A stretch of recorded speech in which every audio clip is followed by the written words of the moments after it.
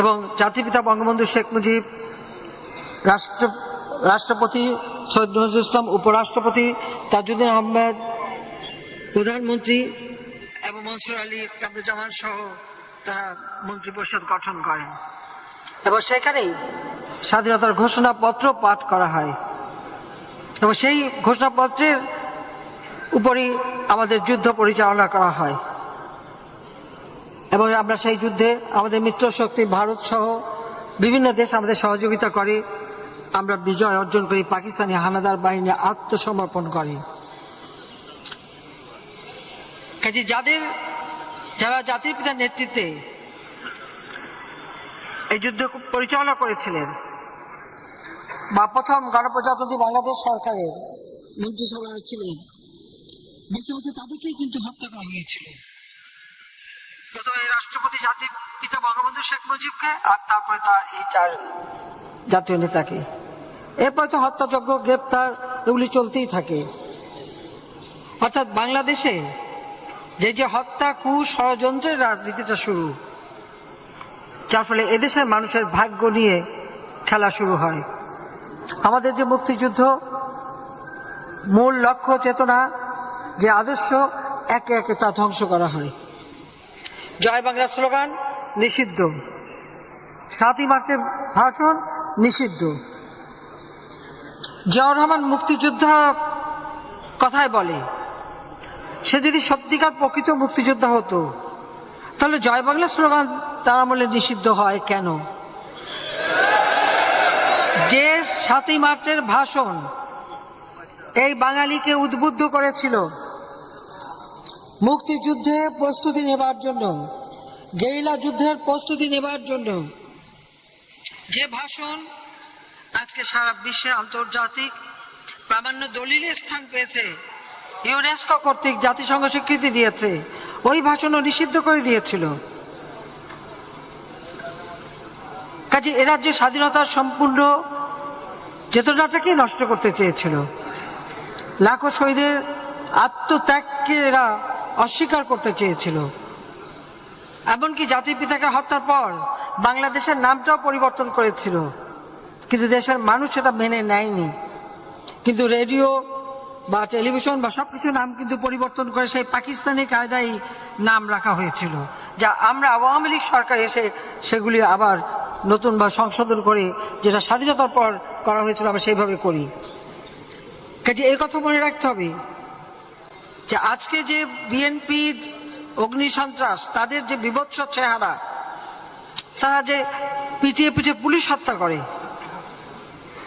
একটা নিরীহ পুলিশ চাকরি করে, তার কি অপরাধ ছিল যে তাকে ওইভাবে অমানবিক ভাবে হত্যা করলো? এটা শুধু একবারই না, 2013 সালে একই ঘটনা তারা ঘটিয়েছে, 2014-তে নির্বাচন বানচাল করবার জন্য সেই একই ঘটনা ঘটিয়েছে, 2015-তে ঘটিয়েছে। হাজার হাজার মানুষকে হত্যা করা, আগুনে পোড়ানো, তাছাড়া গাড়ি ঘোড়া, স্কুল, অফিস, আদালত, রেল, কোথায় লঞ্চ, কি বাদ দিয়েছে তারা? সবই আগুন দিয়ে অগ্নি সন্ত্রাস করে, হাজার হাজার গাছ কেটে, রাস্তা কেটে একটা ধ্বংসযজ্ঞ চালিয়েছিল। কিন্তু বাংলাদেশের জনগণ যখন প্রতিরোধ করেছে তখনই তারা থেমেছে। আজকেও আমি বলবো যে এখন সময় এসে গেছে, এই অগ্নি সন্ত্রাসী কে যেখানেই থাকুক, যারাই এভাবে আগুন দেবে, জনগণের উপর অত্যাচার করবে এবং গাড়ি, বাস, ট্রাক আগুন দেবে, সাথে সাথে তাদের প্রতিরোধ করতে হবে। এখানে শুধু কার উপর নির্ভর করলে হবে না, জনগণকেই এগিয়ে আসতে হবে। ঠিক 2013-তে যেরকম শুরু করেছিল, তখন যখন প্রতিরোধ শুরু হলো এবং নির্বাচন বানচাল করার যে চেষ্টা করা হয়েছিল, সেই 525টা স্কুল পুড়িয়ে দিয়েছিল যেখানে নির্বাচনী কেন্দ্র, তারপরেও নির্বাচন কিন্তু থামাতে পারে নাই। ওরা জানে যে ওরা নির্বাচন করলে কোনোদিন ক্ষমতা আসতে পারবে না, কারণ 2008-এর নির্বাচন, সেই নির্বাচনেই তো 300 সিটে পেয়েছিল, মাত্র 30টা সিট।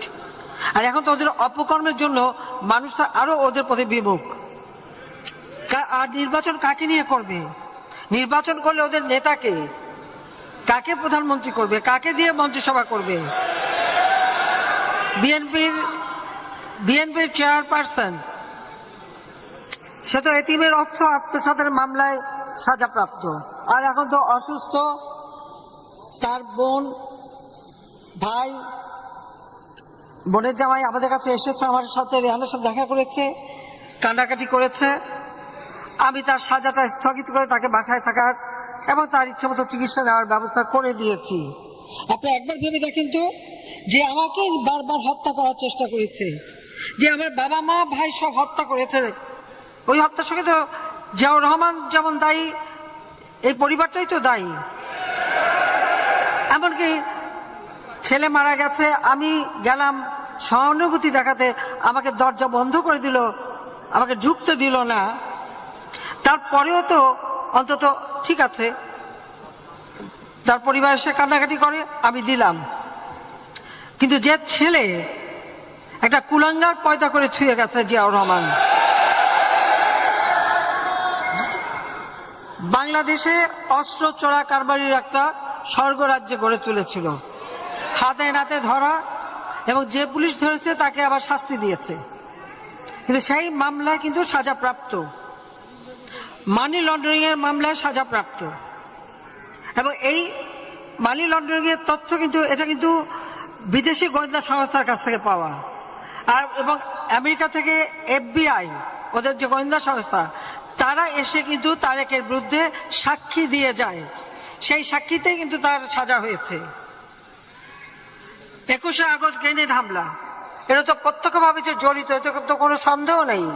কারণ তার আগে তো খালেদা জিয়া বক্তৃতাই দিয়েছে যে শেখ হাসিনা প্রধানমন্ত্রী তো দূরের কথা, বিরোধী দলের নেতাও হতে পারবে না। এই ভবিষ্যৎবাণীটা কিভাবে করেছিল সে? আওয়ামী লীগ 100 বছরও ক্ষমতায় যেতে পারবে না, এই ছিল খালেদা জিয়ার ভবিষ্যৎবাণী। সেটা বাণীটা কিভাবে দিল? ওই গ্রেনেড হামলা করে সবাইকে শেষ করে দিতে চেয়েছিল, কোটালীপাড়ায় বোমা পুঁতে মারতে চেয়েছিল বারবার। এরা তো খুন করা ছাড়া আর কিছুই বোঝে না, আর কিছুই জানে না। তো তারেক যে এখন শুধু তাই না, 2007 সালে তত্ত্বাবধায়ক সরকার আসলে সেখানে মুচলেখা দেয় যে আর কোনদিন রাজনীতি করবে না, এই মুচলেখা দিয়ে চলে যায়। এবং সেখানে যে এখন শোনা যায় যে জুয়া খেলে বলে কোটি কোটি টাকা কামাই করে, কোটি কোটি পাউন্ড কামাই করে। এইটাই নাকি, এই জুয়া খেলাই নাকি তার সব থেকে মানে ইনকাম, সোর্স অফ ইনকাম। ওখানে বসে আমরা তো ডিজিটাল বাংলাদেশ করে দিয়েছি, আর ওখান থেকে বসেই নির্দেশ দেয়, পড়াও, চালাও, মানুষ খুন করো, এইগুলি তাদের কথা। এবং এইভাবেই একটা সাজাপ্রাপ্ত আসামি, কাজে বিএনপি জানি যে তাদের ওই সাজাপ্রাপ্ত আসামিকে ভারপ্রাপ্ত চেয়ারম্যান করেছে। কেন? বিএনপিতে আর কোনো নেতা ছিল না, হয়তো যারা অন্তত লেখাপড়ায় সব দিক দিয়ে একটু ভালো, সেটা করতে পারে নাই। ওই সাজাপ্রাপ্ত আসামি, যে কারণে তারা ইলেকশন চায় না, ইলেকশন বন্ধ করে দিয়ে একটা অস্বাভাবিক পরিস্থিতি করতে চায়। আর কোনো কোনো মহল থেকে তারা যথেষ্ট এটা উস্কানিও পায়। আজকে বাসে আগুন দিয়েছে, হেল্পার তার মধ্যে ঘুমিয়েছিল, সেই ঘুমন্ত মানুষটাকে পুড়িয়ে মেরেছে। আমাদের আওয়ামী লীগের মহিলা নেতা কর্মীর উপরে হামলা করেছে। আমরা তাদের সেই চেহারা 2001-এর পরেও দেখেছি, কিভাবে এই হত্যাকাণ্ড তারা চালানো।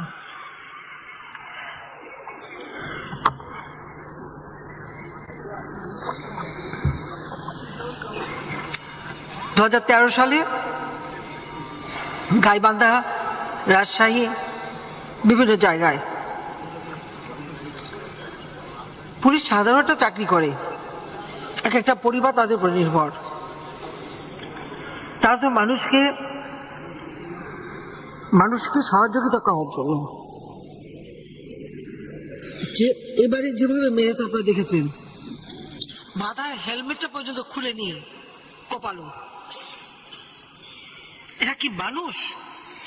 এদের মধ্যে কি কোনো মনুষ্যত্ব বোধ আছে?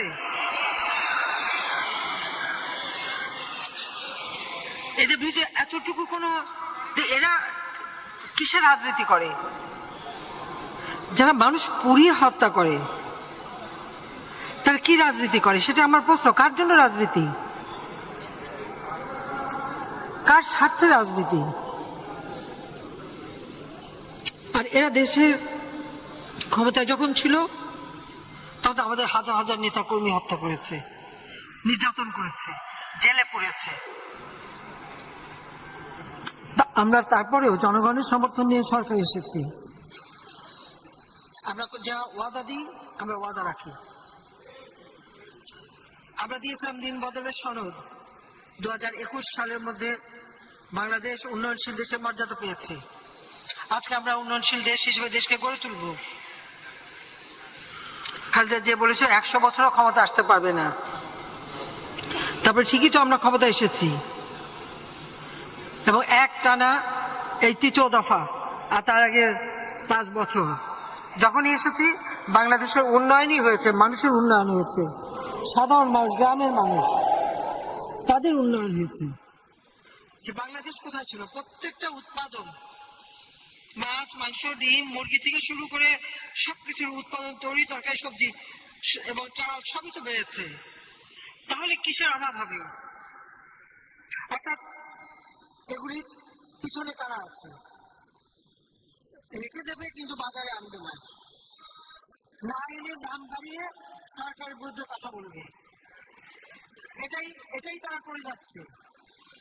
এই জন্য আমি আমাদের রাজনৈতিক নেতৃবৃন্দ তাদেরকে বলবো, যেই ধরনের কারা হোর্ডিং করে, কারা মালপত্র থাকা সত্ত্বেও বাজারে না এনে জনগণের পকেট কাটার চেষ্টা করে, এদেরকেও খুঁজে বের করতে হবে এবং তাদের প্রতি ব্যবস্থা নিতে হবে। উৎপাদন এতটুকু কমেনি, সেটা আলু বলেন, পেঁয়াজ বলেন, চাল বলেন, ডাল বলেন, সবই কিন্তু আমরা উৎপাদন বাড়িয়েছি। আর যেগুলি আমাদের দেশে উৎপাদন হয় না, আজকে সারা বিশ্বব্যাপী ইউক্রেন যুদ্ধ, সারা বিশ্বব্যাপী যে অবস্থা সৃষ্টি, তার ফলে সব জায়গায় জিনিসের দাম বেড়ে গেছে। সেই অতিরিক্ত দাম দিয়েই কিন্তু আমরা কিনে নিয়ে আসছি, কিন্তু সেটা মানুষের কাছে পৌঁছাবে না কেন? সেটাই আমার প্রশ্ন। তার উপরে এদের এই জুলুম অত্যাচার এখন আবার অবরোধ দিয়েছে। আপনাদের মনে আছে এর আগে অবরোধ দিয়েছিল? অবরোধ দিয়ে খালেদা জিয়া তার অফিসে বসে থাকতো, সাথে তাদের প্রায় 60-62 জন নেতা নিয়ে তারাই কিন্তু অবরুদ্ধ হয়েছিল শেষ পর্যন্ত। মানুষ কিন্তু সেই অবরোধ আর মানে নাই। আজকে আপনারা দেখেন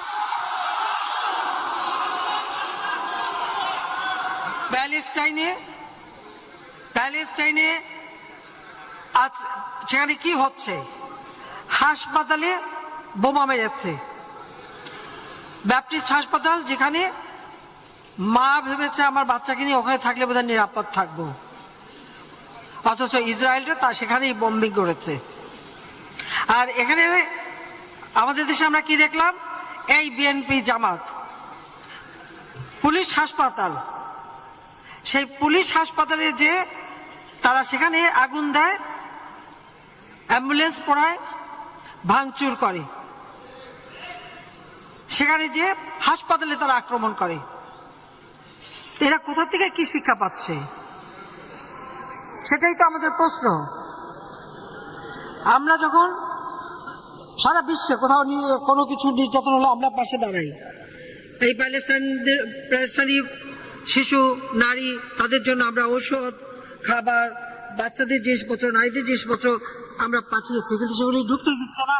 আমরা ইজিপ্টে রাখার জায়গা সেখানে রেখেছি, ধীরে ধীরে যাবে। আমরা যখন এইভাবে শুধু বাংলাদেশে না, সাধারণ সেই আমাদের ফিলিস্তিনি জনগণের পাশে দাঁড়াই, এদের মুখে কিন্তু তখন এই ব্যাপারে কোনো একটা কথা নাই। শুনেছেন কেউ এই যে ফিলিস্তিনি জনগণের উপর যে অত্যাচার, গুলি, বোমা, শিশু হত্যা, নারী হত্যা, সেই রক্তাক্ত শিশু, তারা কি একটা প্রতিবাদ করেছে? করে নাই। তাহলে কাদের দাবিদারি করে, কাদের পদলেহন করে লাফালাফি করে? সেটাই প্রশ্ন। এটা ভুললে চলবে না যে বাংলাদেশ স্বাধীন হয়েছে, অনেক দেশ বাংলাদেশের বিরুদ্ধে ছিল, কিন্তু বাংলাদেশের জনগণই সমস্ত ক্ষমতা রাখে। এই বাংলাদেশের জনগণই কিন্তু এই দেশ স্বাধীন করে অস্ত্র হাতে তুলে নিয়ে। তা আজকে এখানে যারা ওই স্বাধীনতা বিরোধী, মুক্তিযুদ্ধের চেতনা বিরোধী, আমাদের স্বাধীনতার আদর্শ বিরোধী, যখন বাংলাদেশটা উন্নত হয়েছে, সারা বিশ্বে উন্নয়নের মডেল হিসেবে স্বীকৃতি পাচ্ছে, মর্যাদা পাচ্ছে, যখন আমাদের দেশের মানুষের ক্রয় ক্ষমতা বেড়েছে, উৎপাদন বেড়েছে, মানুষের জীবনে একটু স্বস্তির সময় এসেছে, তখনই তারা অস্বস্তিতে ভোগে। অর্থাৎ মানুষ ভালো থাকলে ওদের মনে জ্বালা হয়, ওই বিএনপি জামাত এদের যন্ত্রণা হয়। মানুষ শান্তিতে স্বস্তিতে থাকলে ওদের সেটা পছন্দ হয় না। ওরা মানুষের জীবন নিয়ে ছিনিমিনি খেলে, যে কারণে এরা এই জ্বালাও পোড়াও অগ্নি সন্ত্রাস করে বেড়াচ্ছে। তাদের হাত থেকে নারী শিশু রেহাই পায় না, পুলিশ রেহাই পায় না, হাসপাতাল রেহাই পায় না, অ্যাম্বুলেন্স রেহাই পায় না। রোগী নিয়ে অ্যাম্বুলেন্স যাচ্ছে, তা সেখানে হামলা করে। কত বড় জঘন্য চরিত্র এরা। তার উপর আবার ওদের যুবদলের এক নেতা বুকে প্রেস লিখে যে আগুন দিচ্ছে, হ্যাঁ, মানুষকে মানে বোকা বানাবার চেষ্টা। কাজে ওদের ওই ভাওতাবাজি, এই সন্ত্রাস, এগুলির বিরুদ্ধে আমাদের প্রতিবাদ করতে হবে, এবং সর্বস্তরের মানুষকে নিয়ে, কারণ আমরা জনগণের শক্তিতে বিশ্বাস করি। আজকে আমরা 4 নেতাকে হারিয়েছি, জাতির পিতাকে হারিয়েছি, আমি তো আমার পরিবার সব হারিয়েছি, কিন্তু একটা কারণে তো আমাদের রাজনীতি, যে আদর্শ নিয়ে এই দেশ স্বাধীন হয়েছে। তারা ভেবেছিল 15 আগস্ট দেশের আন্দোলন ঘটিয়ে সেখান থেকে বাংলাদেশকে আবার বিচ্যুত করবে। আজকে সেটা পারে নাই। আজকে বাংলাদেশ উঠে এসেছে সারা বিশ্বটা মর্যাদার আসন নিয়ে, মুক্তিযুদ্ধের চেতনা নিয়ে। সেটাকেই তারা ধ্বংস করতে চায়। সেই জন্যই আওয়ামী লীগের নেতা কর্মী যে যেখানে আছে, আমাদের সমস্ত সহযোগী সংগঠন, সবাইকে যার যার এলাকা, সকলেই এমন ভাবে আপনাদের সংগঠিত হতে হবে যেন ওই অবরোধ আর অগ্নি সন্ত্রাস করার জন্য একটাও পার না পায়। আর যদি কোনোটা ধরা পড়ে হাতে নাতে যে আগুন দিচ্ছে, ওইটা ধরে শাসনে ওই আগুনেই দাঁড়িয়ে ফেলতে হবে। আর হাত পড়ায়, ওই হাত, যে হাত দিয়ে আগুন দেবে ওই হাতই পোড়াতে হবে, তাহলেই তারা সিধা হবে, তা নাহলে এরা সিধা হবে না। কারণ যে যেমন তেমন করতে হয়, যেমন কুকুর তেমন মুকুট দিতে হয়, তখন ওদের শিক্ষা হবে। আর সেই সাথে আমি বলবো, আজকে ভাতের অধিকার নিশ্চিত করেছি। বাংলাদেশ আজকে উন্নয়নশীল দেশ। এই উন্নয়নশীল দেশ হিসেবে যেন বাংলাদেশ এগিয়ে যেতে পারে, আমাদের যে নেতাদের আমরা হারিয়েছি তাদের কাছে আমাদের এটাই ওয়াদা, যে আপনাদের জীবন নিয়ে গেছে সত্যি, কিন্তু যে বাংলাদেশ আজকে জাতির পিতা রেখে গেছেন, আজকে জাতীয় 4 নেতা, আমরা এটুকুই বলবো যে এই আদর্শ নিয়েই বাংলাদেশ গড়ে উঠবে। ওই সমস্ত দুষ্কৃতিকারী কয়েকজনের লাফালাফিতে এই দেশে কখনো নির্বাচনে বানচাল করতে পারবে না। এই দেশের মানুষের ভাগ্য নিয়ে চিনিমিনি খেলতে দেয়া হবে না। আমার অনুরোধ থাকবে, সামনে নির্বাচন, এই নির্বাচনে নানাভাবে গোলমাল করার চেষ্টা করবে। আওয়ামী লীগের প্রত্যেকটা নেতা কর্মীকে ঐক্যবদ্ধ থাকতে হবে, এবং মানুষের ভোটের অধিকার যা অনেক সংগ্রামের মধ্য দিয়ে আমরা আদায় করেছি, সেই অধিকার যাতে নিশ্চিত থাকে, মানুষ যেন তার ভোট শান্তিপূর্ণভাবে দিতে পারে, সেই পরিবেশ রাখতে হবে। কাজে যে সিদ্ধান্ত দেব সেই সিদ্ধান্ত মানতে হবে। আর এখন এই অগ্নি সন্ত্রাসীদের বিরুদ্ধে প্রত্যেক প্রতিরোধ গড়ে তুলতে হবে, প্রত্যেক এলাকায়, শুধু এই ঢাকা শহর বলে না, যেখানে যেখানে তারা এই ধরনের অগ্নি সন্ত্রাস করবে, সেই এলাকায় কত বিএনপি আছে খুঁজে বের করতে হবে, জামাতে ফিরে বের করতে হবে, ওগুলিকে ধরিয়ে দিতে হবে। আর মানুষের যানবাহন যেন ক্ষতি করতে না পারে, তাদেরকে সুরক্ষা দিতে হবে। এটাই আওয়ামী লীগের দায়িত্ব। কারণ আমাদের আর কিছু নাই, আমাদের কোনো মুরব্বী নাই, আমাদের আছে বাংলাদেশের জনগণ। সেই জনগণ নিয়েই আমাদের চলতে হবে। শুধু তাই না, আমাদের অনেক হাজার হাজার নেতা কর্মী যারা এই সংগ্রাম করতে গিয়ে জীবন দিয়েছে, নির্যাতিত হয়েছে, এখনো আগুনে পড়ে যে মানুষগুলি কষ্ট পাচ্ছে, তাদের কথা স্মরণে রেখে শপথ নিয়ে জনগণের ভোটের অধিকার নিশ্চিত করে সুষ্ঠু নির্বাচন করে গণতান্ত্রিক ধারা অব্যাহত রাখতে হবে, যাতে করে এই দেশের অগ্রযাত্রা আর কেউ ব্যাহত করতে না পারে। সেটাই আপনাদেরকে আজকে মনে রাখতে হবে, যে অনেক ঘাত প্রতিঘাতের মধ্য দিয়ে আজকে দেশের মানুষের আমরা উন্নতি করতে পেরেছি, এই উন্নতিটা আমাদের ধরে রাখা দরকার। এই মুহূর্তে একটি গুরুত্বপূর্ণ খবরের দিকে নজর রাখবো, যেটা সূত্র মারফত জানা যাচ্ছে যে 48 ঘন্টার মধ্যে ভারত ছাড়তে পারেন শেখ হাসিনা। আপনাদের জানিয়ে রাখি, 48 ঘন্টার মধ্যে ভারত ছেড়ে যেতে পারেন শেখ হাসিনা। তিনি ছাড়তে পারেন ভারত, তিনি ভারতে রয়েছেন এই মুহূর্তে।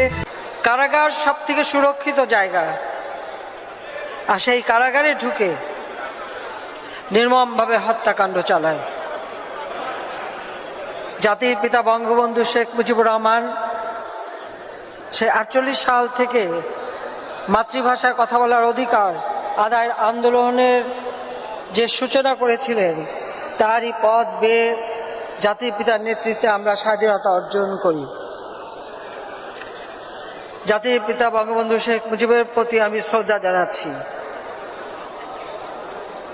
তার নির্দেশে যারা সেই সময় মুক্তিযুদ্ধ পরিচালনা করে,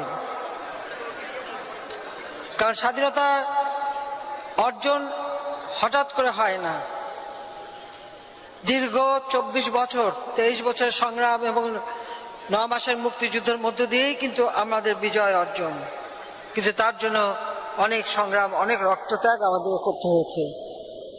জাতির পিতা বঙ্গবন্ধু শেখ মুজিব 25শে মার্চ পাকিস্তানি হায়দার বাহিনী যখন গণহত্যা শুরু করে, ঠিক তখন স্বাধীনতা ঘোষণা দিয়ে সেই 7ই মার্চের ভাষণে যেটা বলেছিলেন যে যার যা কিছু আছে তাই নিয়ে শত্রু মোকাবেলা করতে হবে, এবং 7ই মার্চের ভাষণে এবারের সংগ্রাম আমাদের মুক্তির সংগ্রাম, এবারের সংগ্রাম স্বাধীনতা সংগ্রাম যে ঘোষণা দিয়েছিলেন, এবং সেই নির্দেশনা মেনেই এদেশের মানুষ অস্ত্র তুলে নেয়। 25শে মার্চ গণহত্যা চালাবার সাথে সাথেই জাতির পিতা সেই স্বাধীনতার বার্তা পৌঁছে যায় সমগ্র বাংলাদেশে, এবং এই জাতীয় 4 নেতা সহ আওয়ামী লীগের সকল নেতাদেরকে তিনি নির্দেশ দিয়েছিলেন বিভিন্ন এলাকায় ছড়িয়ে পড়তে এবং যুদ্ধ পরিচালনা করতে, এবং সেই যুদ্ধ পরিচালনা করেই আমরা বিজয় পেয়েছিলাম।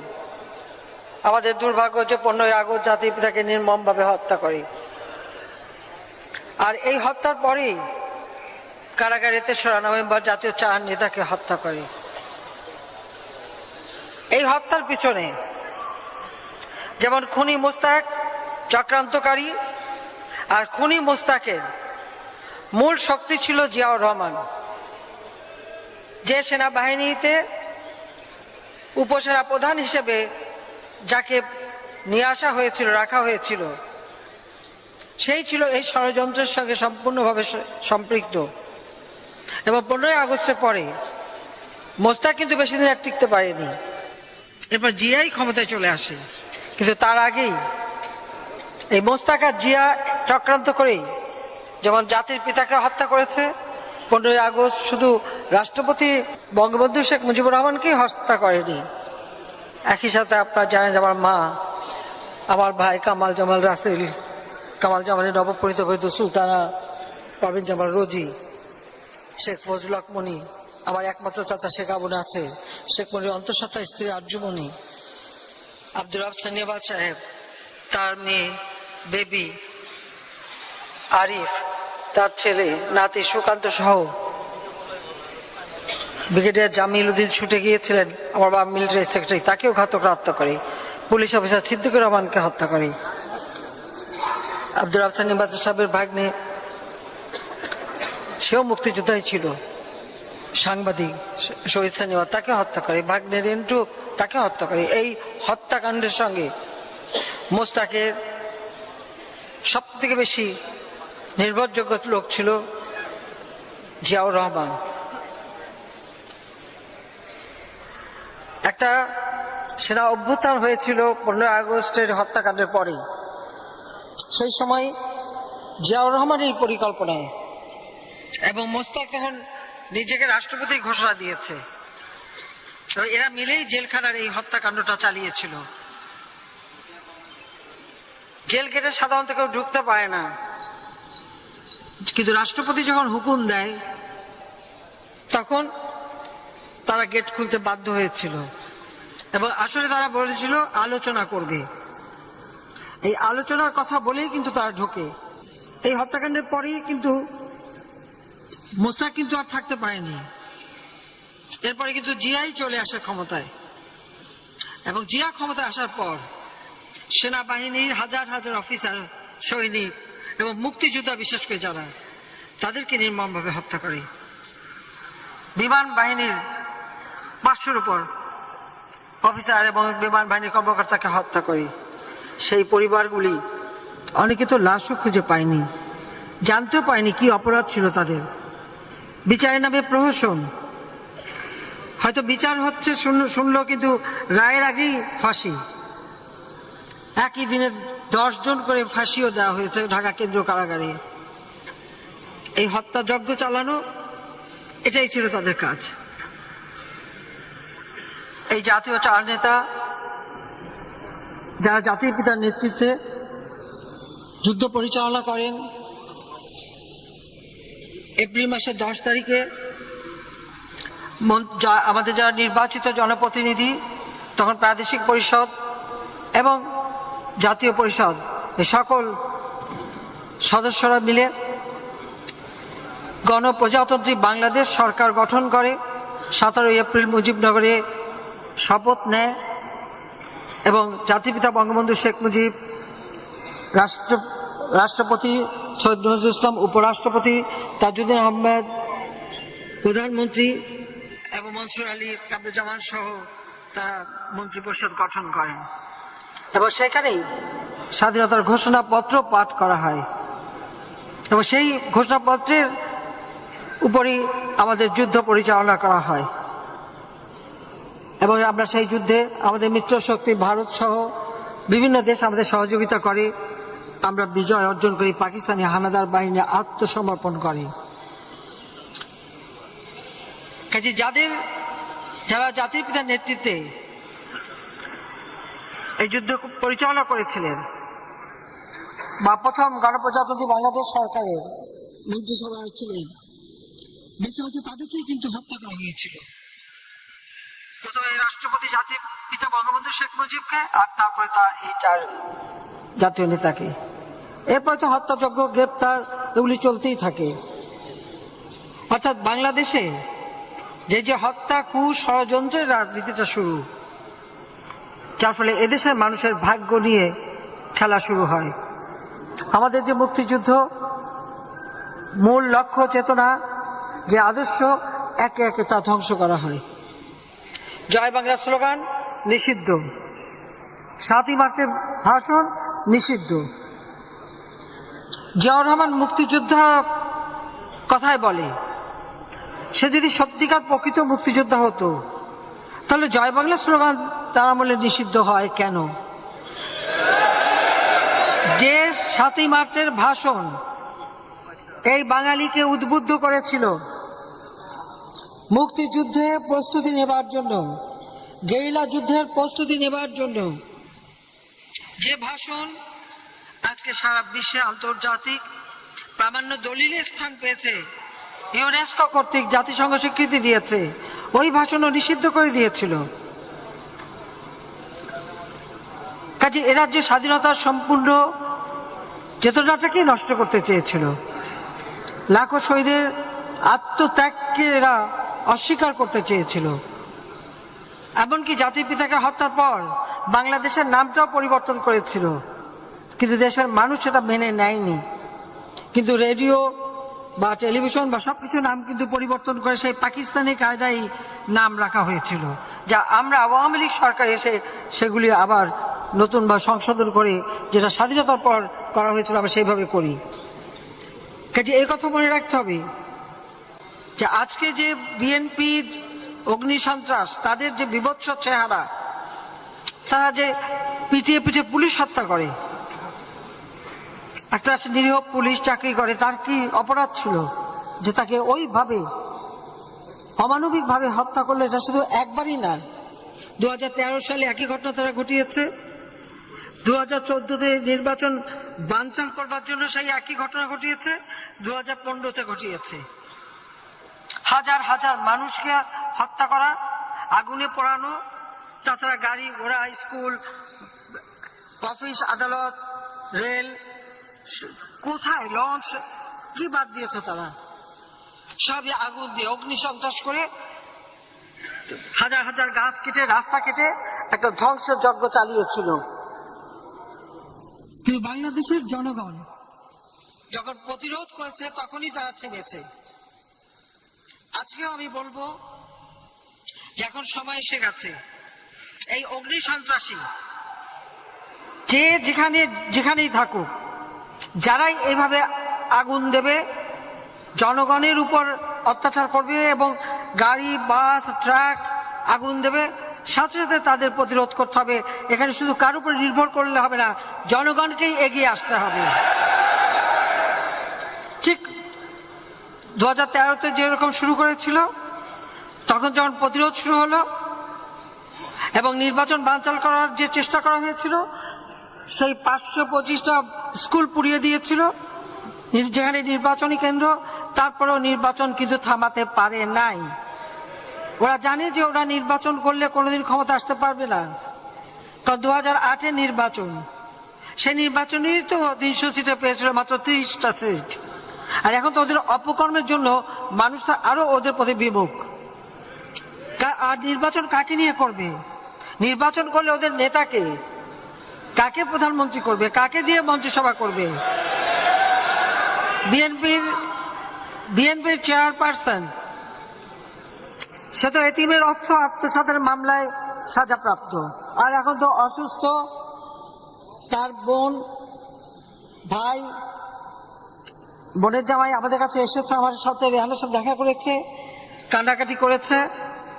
আমি তার সাজাটা স্থগিত করে তাকে বাসায় থাকার এবং তার ইচ্ছে মতো চিকিৎসা নেওয়ার ব্যবস্থা করে দিয়েছি। আপনি একবার ভেবে দেখেন তো, যে আমাকে বারবার হত্যা করার চেষ্টা করেছে, যে আমার বাবা মা ভাই সব হত্যা করেছে, ওই হত্যার সঙ্গে তো জিয়াউর রহমান যেমন দায়ী, এই পরিবারটাই তো দায়ী। এমনকি ছেলে মারা গেছে, আমি গেলাম সহানুভূতি দেখাতে, আমাকে দরজা বন্ধ করে দিল, আমাকে ঢুকতে দিল না। তারপরেও তো অন্তত ঠিক আছে, তার পরিবার এসে কান্নাকাটি করে, আমি দিলাম। কিন্তু যে ছেলে একটা কুলাঙ্গার পয়দা করে ছুঁয়ে গেছে জিয়াউর রহমান, বাংলাদেশে অস্ত্র চোরা কারবারির একটা স্বর্গরাজ্যে গড়ে তুলেছিল, হাতে নাতে ধরা, এবং যে পুলিশ ধরেছে তাকে আবার শাস্তি দিয়েছে। কিন্তু সেই মামলায় কিন্তু সাজাপ্রাপ্ত, মানি লন্ডারিং এর মামলায় সাজাপ্রাপ্ত। এবং এই মানি লন্ডারিং এর তথ্য কিন্তু এটা কিন্তু বিদেশি গোয়েন্দা সংস্থার কাছ থেকে পাওয়া, আর এবং আমেরিকা থেকে FBI, ওদের যে গোয়েন্দা সংস্থা, তারা এসে কিন্তু তারেকের বিরুদ্ধে সাক্ষী দিয়ে যায়। সেই সাক্ষীতে কিন্তু তার সাজা হয়েছে। 21শে আগস্ট গ্রেনেড হামলা, এটা তো প্রত্যক্ষভাবে যে জড়িত, এটা তো কোনো সন্দেহ নেই। কারণ তার আগে তো খালেদা জিয়া বক্তৃতাই দিয়েছে যে শেখ হাসিনা প্রধানমন্ত্রী তো দূরের কথা, বিরোধী দলের নেতাও হতে পারবে না। এই ভবিষ্যৎবাণীটা কিভাবে করেছিল সে? আওয়ামী লীগ 100 বছরও ক্ষমতায় যেতে পারবে না, এই ছিল খালেদা জিয়ার ভবিষ্যৎবাণী। সেটা বাণীটা কিভাবে দিল? ওই গ্রেনেড হামলা করে সবাইকে শেষ করে দিতে চেয়েছিল, কোটালীপাড়ায় বোমা পুঁতে মারতে চেয়েছিল বারবার। এরা তো খুন করা ছাড়া আর কিছুই বোঝে না, আর কিছুই জানে না। তো তারেক যে এখন শুধু তাই না, 2007 সালে তত্ত্বাবধায়ক সরকার আসলে সেখানে মুচলেখা দেয় যে আর কোনদিন রাজনীতি করবে না, এই মুচলেখা দিয়ে চলে যায়। এবং সেখানে যে এখন শোনা যায় যে জুয়া খেলে বলে কোটি কোটি টাকা কামাই করে, কোটি কোটি পাউন্ড কামাই করে। এইটাই নাকি, এই জুয়া খেলাই নাকি তার সব থেকে মানে ইনকাম, সোর্স অফ ইনকাম।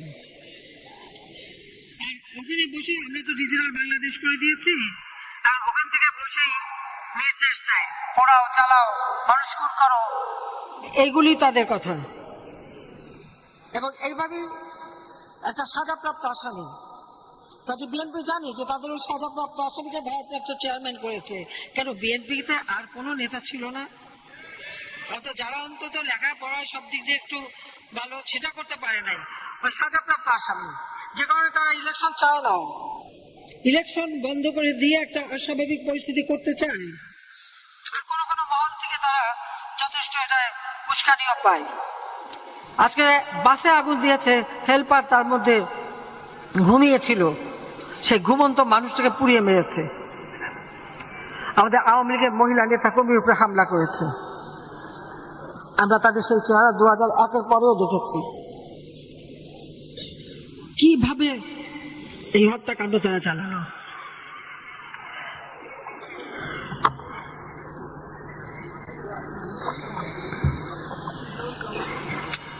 দু 2013 সালে গাইবান্ধা, রাজশাহী, বিভিন্ন জায়গায় পুলিশ সাধারণ একটা চাকরি করে, এক একটা পরিবার তাদের উপর নির্ভর। তারা তো মানুষকে সহযোগিতা করার জন্য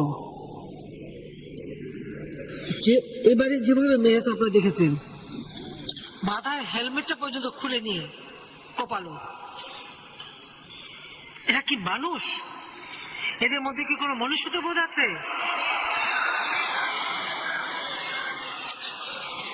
এদের বিরুদ্ধে এতটুকু এরা কিসের রাজনীতি করে? যারা মানুষ পুড়িয়ে হত্যা করে তারা কি রাজনীতি করে, সেটা আমার প্রশ্ন। কার জন্য রাজনীতি? কার স্বার্থে রাজনীতি? আর এরা দেশের ক্ষমতায় যখন ছিল তখন আমাদের হাজার হাজার নেতা কর্মী হত্যা করেছে, নির্যাতন করেছে, জেলে পুড়েছে। আমরা তারপরেও জনগণের সমর্থন নিয়ে সরকার এসেছি। আমরা যা ওয়াদা দিই আমরা ওয়াদা রাখি। আমরা দিয়েছিলাম দিন বদলের সনদ। 2021 সালের মধ্যে বাংলাদেশ উন্নয়নশীল দেশের মর্যাদা পেয়েছে। আজকে আমরা উন্নয়নশীল দেশ হিসেবে দেশকে গড়ে তুলব। খালেদা যে বলেছে 100 বছরও ক্ষমতা আসতে পারবে না, তারপরে ঠিকই তো আমরা ক্ষমতা এসেছি। এবং এক টানা এই 3য় দফা, আর তার আগে 5 বছর যখনই এসেছি বাংলাদেশের উন্নয়নই হয়েছে, মানুষের উন্নয়ন হয়েছে, সাধারণ মানুষ, গ্রামের মানুষ, তাদের উন্নয়ন হয়েছে। যে বাংলাদেশ কোথায় ছিল? প্রত্যেকটা উৎপাদন, মাছ, মাংস, ডিম, মুরগি থেকে শুরু করে সবকিছুর উৎপাদন, তরি তরকারি, সবজি এবং চাল সবই তো বেড়েছে। তাহলে কিসের অভাব হবে? অর্থাৎ এগুলি পিছনে কারা আছে? রেখে দেবে কিন্তু বাজারে আনবে না, না এনে দাম বাড়িয়ে সরকারের বিরুদ্ধে কথা বলবে। এটাই তারা করে যাচ্ছে। এই জন্য আমি আমাদের রাজনৈতিক নেতৃবৃন্দ তাদেরকে বলবো, যে এই ধরনের কারা হোর্ডিং করে, কারা মালপত্র থাকা সত্ত্বেও বাজারে না এনে জনগণের পকেট কাটার চেষ্টা করে, এদেরকেও খুঁজে বের করতে হবে এবং তাদের মতো ব্যবস্থা নিতে হবে। উৎপাদন এতটুকু কমেনি, সেটা আলু বলেন, পেঁয়াজ বলেন, চাল বলেন, ডাল বলেন, সবই কিন্তু আমরা উৎপাদন বাড়িয়েছি। যেগুলি আমাদের দেশে উৎপাদন হয় না, আজকে সারা বিশ্ববাসী ইউক্রেন যুদ্ধ, সারা বিশ্বব্যাপী যে অবস্থার সৃষ্টি, তার ফলে সব জায়গায় জিনিসের দাম বেড়ে গেছে। সেই অতিরিক্ত দাম দিয়েই কিন্তু আমরা কিনে নিয়ে আসছি, কিন্তু সেটা মানুষের কাছে পৌঁছাবে না কেন? সেটাই আমার প্রশ্ন। তার উপরে এদের এই জুলুম অত্যাচার এখন আবার অবরোধ দিয়েছে। আপনাদের মনে আছে এর আগে অবরোধ দিয়েছিল? অবরোধ দিয়ে খালেদা জিয়া তার অফিসে বসে থাকতো, সাথে তাদের প্রায় 60-62 জন নেতা নিয়ে তারাই কিন্তু অবরুদ্ধ হয়েছিল শেষ পর্যন্ত। মানুষ কিন্তু সেই অবরোধ আর মানে নাই। আজকে আপনারা দেখেন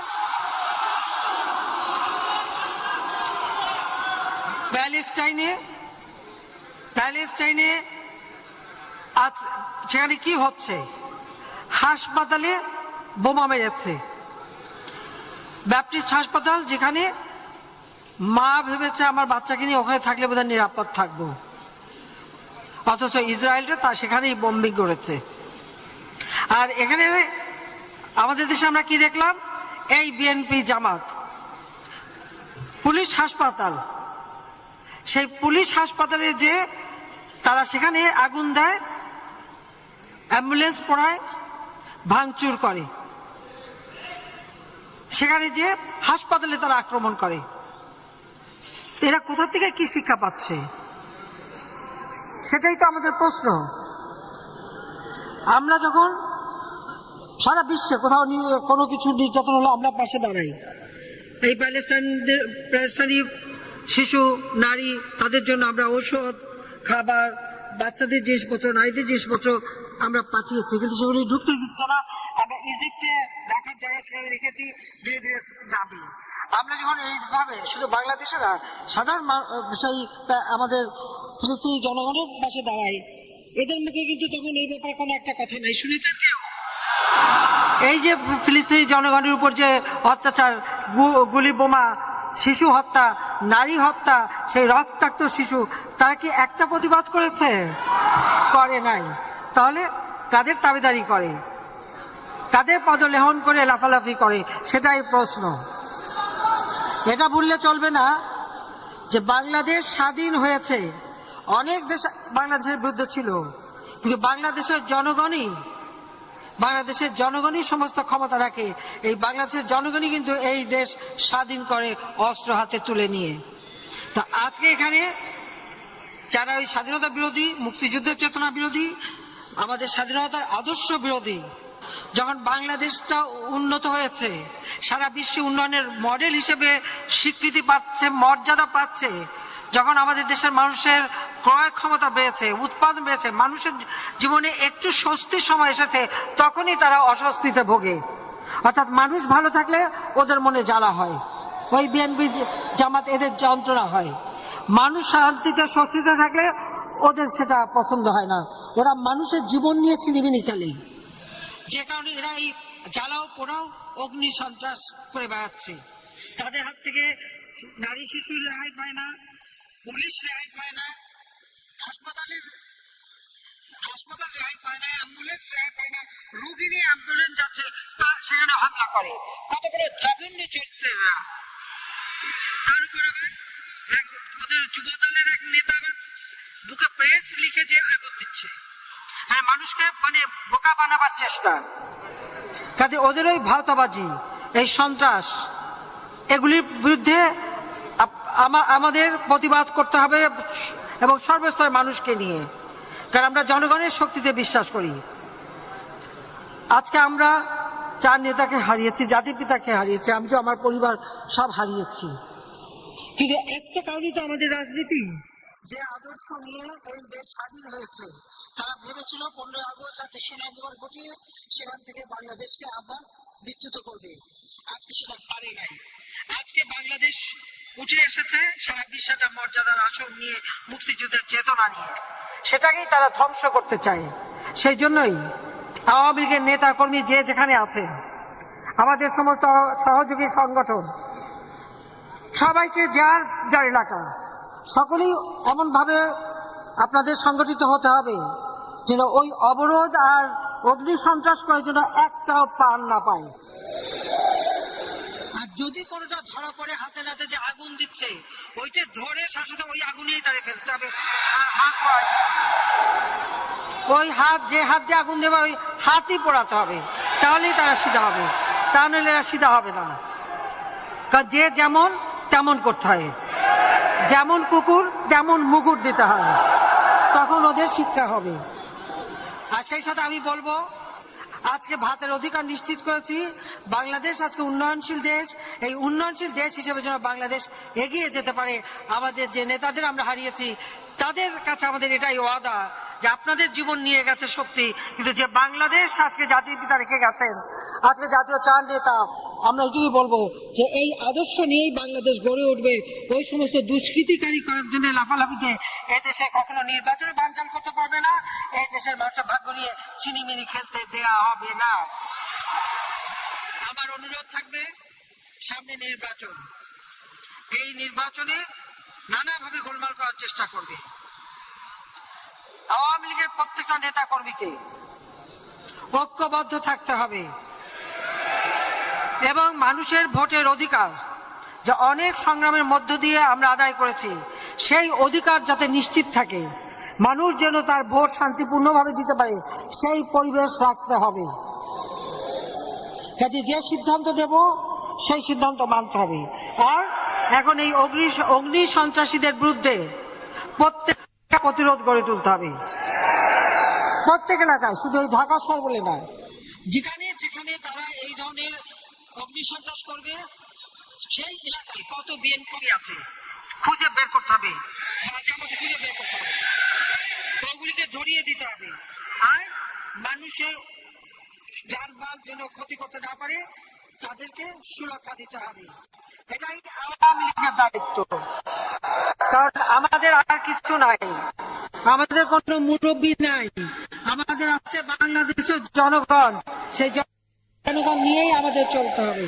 শুধু তাই না, আমাদের অনেক হাজার হাজার নেতা কর্মী যারা এই সংগ্রাম করতে গিয়ে জীবন দিয়েছে, নির্যাতিত হয়েছে, এখনো আগুনে পড়ে যে মানুষগুলি কষ্ট পাচ্ছে, তাদের কথা স্মরণে রেখে শপথ নিয়ে জনগণের ভোটের অধিকার নিশ্চিত করে সুষ্ঠু নির্বাচন করে গণতান্ত্রিক ধারা অব্যাহত রাখতে হবে, যাতে করে এই দেশের অগ্রযাত্রা আর কেউ ব্যাহত করতে না পারে। সেটাই আপনাদেরকে আজকে মনে রাখতে হবে যে অনেক ঘাত প্রতিঘাতের মধ্য দিয়ে আজকে দেশের মানুষের আমরা উন্নতি করতে পেরেছি, এই উন্নতিটা আমাদের ধরে রাখা দরকার। এই মুহূর্তে একটি গুরুত্বপূর্ণ খবরের দিকে নজর রাখবো, যেটা সূত্র মারফত জানা যাচ্ছে যে 48 ঘন্টার মধ্যে ভারত ছাড়তে পারেন শেখ হাসিনা। আপনাদের জানিয়ে রাখি, 48 ঘন্টার মধ্যে ভারত ছেড়ে যেতে পারেন শেখ হাসিনা। তিনি ছাড়তে পারেন ভারত, তিনি ভারতে রয়েছেন এই মুহূর্তে। কারাগার সব থেকে সুরক্ষিত জায়গা, আর সেই কারাগারে ঢুকে নির্মমভাবে হত্যাকাণ্ড চালায়। জাতির পিতা বঙ্গবন্ধু শেখ মুজিবুর রহমান সে 48 সাল থেকে মাতৃভাষায় কথা বলার অধিকার আদায়ের আন্দোলনের যে সূচনা করেছিলেন, তারই পথ বেয়ে জাতির পিতার নেতৃত্বে আমরা স্বাধীনতা অর্জন করি। জাতির পিতা বঙ্গবন্ধু শেখ মুজিবের প্রতি আমি শ্রদ্ধা জানাচ্ছি। তার নির্দেশে যারা সেই সময় মুক্তিযুদ্ধ পরিচালনা করে, কারণ স্বাধীনতা অর্জন হঠাৎ করে হয় না, দীর্ঘ 24 বছর 23 বছর সংগ্রাম এবং 9 মাসের মুক্তিযুদ্ধের মধ্য দিয়েই কিন্তু আমাদের বিজয় অর্জন। কিন্তু তার জন্য অনেক সংগ্রাম, অনেক রক্তত্যাগ আমাদের করতে হয়েছে। জাতির পিতা বঙ্গবন্ধু শেখ মুজিব 25শে মার্চ পাকিস্তানি হানাদার বাহিনী যখন গণহত্যা শুরু করে, ঠিক তখন স্বাধীনতা ঘোষণা দিয়ে সেই 7ই মার্চের ভাষণে যেটা বলেছিলেন যে যার যা কিছু আছে তাই নিয়ে শত্রু মোকাবেলা করতে হবে। এবং 7ই মার্চের ভাষণে এবারের সংগ্রাম আমাদের মুক্তির সংগ্রাম, এবারের সংগ্রাম স্বাধীনতা সংগ্রাম যে ঘোষণা দিয়েছিলেন, এবং সেই নির্দেশনা মেনেই এদেশের মানুষ অস্ত্র তুলে নেয়। 25শে মার্চ গণহত্যা চালাবার সাথে সাথেই জাতির পিতা সেই স্বাধীনতার বার্তা পৌঁছে যায় সমগ্র বাংলাদেশে। এবং এই জাতীয় 4 নেতা সহ আওয়ামী লীগের সকল নেতাদেরকে তিনি নির্দেশ দিয়েছিলেন বিভিন্ন এলাকায় ছড়িয়ে পড়তে এবং যুদ্ধ পরিচালনা করতে। এবং সেই যুদ্ধ পরিচালনা করেই আমরা বিজয় পেয়েছিলাম। আমাদের দুর্ভাগ্য হচ্ছে 15ই আগস্ট জাতির পিতাকে নির্মমভাবে হত্যা করে। আর এই হত্যার পরেই কারাগারে 3রা নভেম্বর জাতীয় 4 নেতাকে হত্যা করে।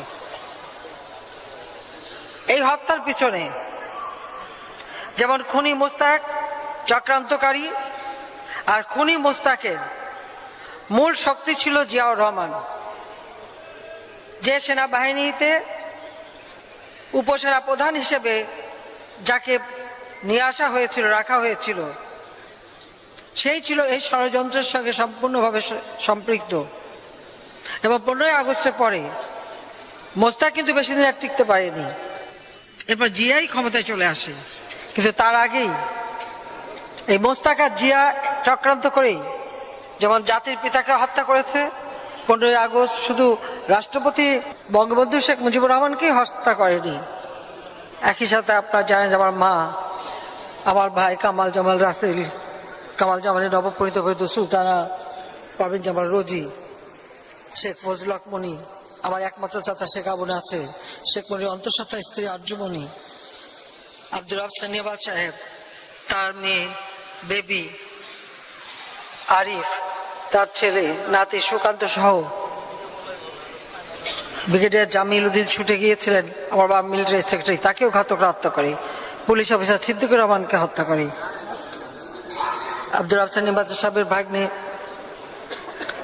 সেও মুক্তিযোদ্ধাই ছিল, সাংবাদিক শহীদ সানিওয়ার, তাকে হত্যা করে। ভাগ্নে রেন্টু, তাকে হত্যা করে। এই হত্যাকাণ্ডের সঙ্গে মোস্তাকের সব থেকে বেশি নির্ভরযোগ্য লোক ছিল জিয়াউর রহমান। একটা সেনা অভ্যুত্থান হয়েছিল 15 আগস্টের হত্যাকাণ্ডের পরে। সেই সময় জিয়াউর রহমানের পরিকল্পনায় এবং মোস্তাক তখন নিজেকে রাষ্ট্রপতি ঘোষণা দিয়েছে, এরা মিলেই জেলখানার এই হত্যাকাণ্ডটা চালিয়েছিল। জেল গেটে সাধারণত কেউ ঢুকতে পারে না, কিন্তু রাষ্ট্রপতি যখন হুকুম দেয় তখন তারা গেট খুলতে বাধ্য হয়েছিল। এবং আসলে তারা বলেছিল আলোচনা করবে, এই আলোচনার কথা বলেই কিন্তু তারা ঢোকে। এই হত্যাকাণ্ডের পরেই কিন্তু মোস্তাক কিন্তু আর থাকতে পারেনি। এরপরে কিন্তু জিয়াই চলে আসে ক্ষমতায়, এবং জিয়া ক্ষমতায় আসার পর সেনাবাহিনীর হাজার হাজার অফিসার, সৈনিক এবং মুক্তিযোদ্ধা, বিশেষ করে যারা, তাদেরকে নির্মমভাবে হত্যা করে। বিমান বাহিনীর 500-র উপর অফিসার এবং বিমান বাহিনীর কর্মকর্তাকে হত্যা করে। সেই পরিবারগুলি অনেকে তো লাশও খুঁজে পায়নি, জানতেও পায়নি কি অপরাধ ছিল তাদের। বিচারের নামে প্রহসন, হয়তো বিচার হচ্ছে শুনলো, কিন্তু রায়ের আগেই ফাঁসি। একই দিনে 10 জন করে ফাঁসিও দেওয়া হয়েছে ঢাকা কেন্দ্রীয় কারাগারে। এই হত্যাযজ্ঞ চালানো, এটাই ছিল তাদের কাজ। এই জাতীয় 4 নেতা, যারা জাতির পিতার নেতৃত্বে যুদ্ধ পরিচালনা করেন, এপ্রিল মাসের 10 তারিখে আমাদের যারা নির্বাচিত জনপ্রতিনিধি, তখন প্রাদেশিক পরিষদ এবং জাতীয় পরিষদ, এই সকল সদস্যরা মিলে গণপ্রজাতন্ত্রী বাংলাদেশ সরকার গঠন করে। 17 এপ্রিল মুজিবনগরে শপথ নেয় এবং জাতিপিতা বঙ্গবন্ধু শেখ মুজিব, রাষ্ট্রপতি সৈয়দ নজরুল ইসলাম, উপরাষ্ট্রপতি তাজউদ্দিন আহমেদ, প্রধানমন্ত্রী এবং মনসুর আলী কামরুজ্জামান সহ তারা মন্ত্রিপরিষদ গঠন করেন। এবং সেখানেই স্বাধীনতার ঘোষণাপত্র পাঠ করা হয়, এবং সেই ঘোষণাপত্রের উপরই আমাদের যুদ্ধ পরিচালনা করা হয়। এবং আমরা সেই যুদ্ধে আমাদের মিত্র শক্তি ভারত সহ বিভিন্ন দেশ আমাদের সহযোগিতা করে, আমরা বিজয় অর্জন করি। পাকিস্তানি হানাদার বাহিনী আত্মসমর্পণ করে। কাজে যারা জাতির পিতার নেতৃত্বে এই যুদ্ধ পরিচালনা করেছিলেন, বা প্রথম গণপ্রজাতন্ত্রী বাংলাদেশ সরকারের মন্ত্রিসভায় ছিলেন, বেছে বেছে তাদেরকেই কিন্তু হত্যা করা হয়েছিল। প্রথমে রাষ্ট্রপতি জাতির পিতা বঙ্গবন্ধু শেখ মুজিবকে, আর তারপরে তার এই 4 জাতীয় নেতাকে। এরপরে তো হত্যাযজ্ঞ, গ্রেপ্তার, এগুলি চলতেই থাকে। অর্থাৎ বাংলাদেশে যে হত্যা, ষড়যন্ত্রের রাজনীতিটা শুরু, যার ফলে এদেশের মানুষের ভাগ্য নিয়ে খেলা শুরু হয়। আমাদের যে মুক্তিযুদ্ধ, মূল লক্ষ্য, চেতনা, যে আদর্শ, একে একে তা ধ্বংস করা হয়। জয় বাংলা স্লোগান নিষিদ্ধ, 7ই মার্চের ভাষণ নিষিদ্ধ। জিয়াউর রহমান মুক্তিযোদ্ধা কথায় বলে, সে যদি সত্যিকার প্রকৃত মুক্তিযোদ্ধা হতো, তাহলে জয় বাংলা স্লোগান তার আমলে নিষিদ্ধ হয় কেন? যে 7ই মার্চের ভাষণ এই বাঙালিকে উদ্বুদ্ধ করেছিল মুক্তিযুদ্ধে প্রস্তুতি নেবার জন্য, গেরিলা যুদ্ধের প্রস্তুতি নেবার জন্য, যে ভাষণ আজকে সারা বিশ্বে আন্তর্জাতিক প্রামাণ্য দলিলে স্থান পেয়েছে, ইউনেস্কো কর্তৃক জাতিসংঘ স্বীকৃতি দিয়েছে, ওই ভাষণও নিষিদ্ধ করে দিয়েছিল। কাজে এরা যে স্বাধীনতার সম্পূর্ণ চেতনাটাকে নষ্ট করতে চেয়েছিল, লাখো শহীদের আত্মত্যাগকে এরা অস্বীকার করতে চেয়েছিল। এমনকি জাতির পিতাকে হত্যার পর বাংলাদেশের নামটাও পরিবর্তন করেছিল, কিন্তু দেশের মানুষ সেটা মেনে নেয়নি। কিন্তু রেডিও বা টেলিভিশন বা সবকিছু নাম কিন্তু পরিবর্তন করে সেই পাকিস্তানি কায়দায় নাম রাখা হয়েছিল, যা আমরা আওয়ামী লীগ সরকার এসে সেগুলি আবার নতুন বা সংশোধন করে যেটা স্বাধীনতার পর করা হয়েছিল আমরা সেইভাবে করি। কাজে এই কথা মনে রাখতে হবে যে আজকে যে বিএনপি অগ্নি সন্ত্রাস, তাদের যে বিভৎস চেহারা, তারা যে পিটিয়ে পিটিয়ে পুলিশ হত্যা করে, একটা নিরীহ পুলিশ চাকরি করে, তার কি অপরাধ ছিল যে তাকে ওইভাবে অমানবিক ভাবে হত্যা করলো? এটা শুধু একবারই না, 2013 সালে একই ঘটনা তারা ঘটিয়েছে, 2014-তে নির্বাচন বানচাল করবার জন্য সেই একই ঘটনা ঘটিয়েছে, 2015-তে ঘটিয়েছে। হাজার হাজার মানুষকে হত্যা করা, আগুনে পোড়ানো, তাছাড়া গাড়ি ঘোড়া, স্কুল, অফিস, আদালত, রেল, কোথায় লঞ্চ, কি বাদ দিয়েছে তারা? সবই আগুন দিয়ে অগ্নি সন্ত্রাস করে হাজার হাজার গাছ কেটে, রাস্তা কেটে একটা ধ্বংসযজ্ঞ চালিয়েছিল। বাংলাদেশের জনগণ যখন প্রতিরোধ করেছে তখনই তারা থেমেছে। আজকেও আমি বলবো যে এখন সময় এসে গেছে, এই অগ্নি সন্ত্রাসী কে যেখানেই থাকুক, যারাই এইভাবে আগুন দেবে, জনগণের উপর অত্যাচার করবে এবং গাড়ি, বাস, ট্রাক আগুন দেবে, সাথে সাথে তাদের প্রতিরোধ করতে হবে। এখানে শুধু কার উপর নির্ভর করলে হবে না, জনগণকেই এগিয়ে আসতে হবে। ঠিক 2013-তে যেরকম শুরু করেছিল, তখন যখন প্রতিরোধ শুরু হলো এবং নির্বাচন বানচাল করার যে চেষ্টা করা হয়েছিল, সেই 525টা স্কুল পুড়িয়ে দিয়েছিল যেখানে নির্বাচনী কেন্দ্র, তারপরেও নির্বাচন কিন্তু থামাতে পারে নাই। ওরা জানে যে ওরা নির্বাচন করলে কোনোদিন ক্ষমতা আসতে পারবে না, কারণ 2008-এর নির্বাচন, সেই নির্বাচনেই তো 300 সিটে পেয়েছিল, মাত্র 30টা সিট। আর এখন তো ওদের অপকর্মের জন্য মানুষ তো আরো ওদের প্রতি বিমুখ। আর নির্বাচন কাকে নিয়ে করবে? নির্বাচন করলে ওদের নেতাকে, কাকে প্রধানমন্ত্রী করবে, কাকে দিয়ে মন্ত্রিসভা করবে? বিএনপির চেয়ারপারসন, সে তো এতিমের অর্থ আত্মসাতের মামলায় সাজাপ্রাপ্ত, আর এখন তো অসুস্থ। তার বোনের জামাই আমাদের কাছে এসেছে, আমার সাথে রেহানের সাথে দেখা করেছে, কান্নাকাটি করেছে। আমি তার সাজাটা স্থগিত করে তাকে বাসায় থাকার এবং তার ইচ্ছে মতো চিকিৎসা নেওয়ার ব্যবস্থা করে দিয়েছি। আপনি একবার ভেবে দেখেন তো, যে আমাকে বারবার হত্যা করার চেষ্টা করেছে, যে আমার বাবা মা ভাই সব হত্যা করেছে, ওই হত্যার সঙ্গে তো জিয়াউর রহমান যেমন দায়ী, এই পরিবারটাই তো দায়ী। এমনকি ছেলে মারা গেছে, আমি গেলাম সহানুভূতি দেখাতে, আমাকে দরজা বন্ধ করে দিল, আমাকে ঢুকতে দিল না। তারপরেও তো অন্তত ঠিক আছে, তার পরিবার এসে কান্নাকাটি করে, আমি দিলাম। কিন্তু যে ছেলে একটা কুলাঙ্গার পয়দা করে ছুঁয়ে গেছে জিয়াউর রহমান, বাংলাদেশে অস্ত্র চোরা কারবারির একটা স্বর্গরাজ্যে গড়ে তুলেছিল, হাতে নাতে ধরা, এবং যে পুলিশ ধরেছে তাকে আবার শাস্তি দিয়েছে। কিন্তু সেই মামলায় কিন্তু সাজাপ্রাপ্ত, মানি লন্ডারিং এর মামলায় সাজাপ্রাপ্ত। এবং এই মানি লন্ডারিং এর তথ্য কিন্তু এটা কিন্তু বিদেশি গোয়েন্দা সংস্থার কাছ থেকে পাওয়া, আর এবং আমেরিকা থেকে FBI, ওদের যে গোয়েন্দা সংস্থা, তারা এসে কিন্তু তারেকের বিরুদ্ধে সাক্ষী দিয়ে যায়। সেই সাক্ষীতে কিন্তু তার সাজা হয়েছে। 21শে আগস্ট গ্রেনেড হামলা, এটা তো প্রত্যক্ষভাবে যে জড়িত, এতে তো কোনো সন্দেহ নেই। কারণ তার আগে তো খালেদা জিয়া বক্তৃতাই দিয়েছে যে শেখ হাসিনা প্রধানমন্ত্রী তো দূরের কথা, বিরোধী দলের নেতাও হতে পারবে না। এই ভবিষ্যৎবাণীটা কিভাবে করেছিল সে?